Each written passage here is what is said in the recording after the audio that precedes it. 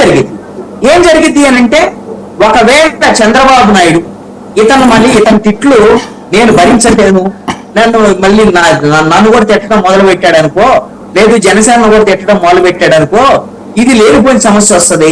ఎన్నాళ్ళు వైఎస్ఆర్ కాంగ్రెస్ పార్టీని తిట్టాడు కదా, తిరిగి తిడితే ఏమైపోయింది, బ్యాలెన్స్ అయిపోయింది. ఇక రఘురామకృష్ణరాజు తిట్లన్నీ ఎటు పోతాయి.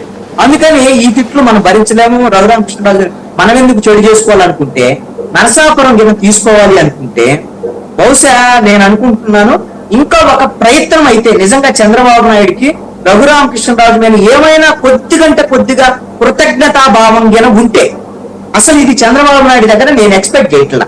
ఎందుకు అంటే ఎవరినైనా సరే వాడుకోవటం వదిలేయటం తప్ప చంద్రబాబు నాయుడు ఎవరిని కానీ వాడుకున్న తర్వాత వాళ్ళకి సముచితమైనటువంటి స్థానం ఇవ్వటం కానీ, వాళ్ళకి అందుకు అనుగుణంగా వాళ్ళకి కనీసమైనటువంటి చూపించడం కానీ లేదు. చంద్రబాబు నాయుడు నైజం కాదని ఇక రఘురామకృష్ణరాజు వాడటం అయిపోయింది నాకు తెలిసి. ఇప్పటికైనా ఒకవేళ ఏదో ఒక 1% అతని తిట్లుకో నోరుకో భయపడి ఏదన్నా ఇచ్చేస్తే, నేను అనుకుంటున్నాను జరగబోయేది ఒక 2-3 అంశాలు నేను ఆలోచన చేస్తున్నాను. అదేంటి అంటే, ఒకటి, నరసాపురంలో ఎలాగూ మీరు గెలవరు కాబట్టి బీజేపీ అనేటువంటి దాని మీద నేనేమో రవికిరణ్ గారు దాని మీద బాధపడాల్సినటువంటి అవసరం లేదు. అంటే వాళ్ళకేమో 6 సీట్లలో పలానా 6 గెలుస్తారని ఉంటది కదా, ఏదో ప్రయత్నం చేస్తున్నారు. నరసాపురంలో గ్యారంటీ ఏం లేదు, ఎందుకంటే కూటమి వాళ్ళు ఇప్పుడు మిగతా వాళ్ళందరూ వాళ్ళు సపోర్ట్ చేస్తేనే కదా, తెలుగుదేశం జనసేన సపోర్ట్ చేస్తేనే బీజేపీ గెలిచింది. ఎక్కడైనా వాళ్ళు సొంతంగా గెలిచేటువంటి అవకాశాలు తక్కువే ఉంటాయి. వాళ్ళ బలం అనేటువంటి అందరికి తెలిసినటువంటి విషయం. ఇలాంటి పరిస్థితుల్లో మీకు ఒక ఎంపీ సీటే కదా, మీకు కావాలంటే ఏలూరు మాకు కొంత ఇబ్బందికరంగా ఉంది. ఏలూరులో ఉన్నటువంటి బీసీ అభ్యర్థి మహేష్ యాదవ్ కి ఇవ్వటం అనేటువంటిది తీవ్రమైనటువంటి వ్యతిరేకత వచ్చింది. గోపాల్ యాదవ్ ఏమో ఆల్రెడీ వీళ్ళు మోసం చేశారనేటువంటి దాని మీద వైఎస్ఆర్ కాంగ్రెస్ పార్టీలో చేరారు.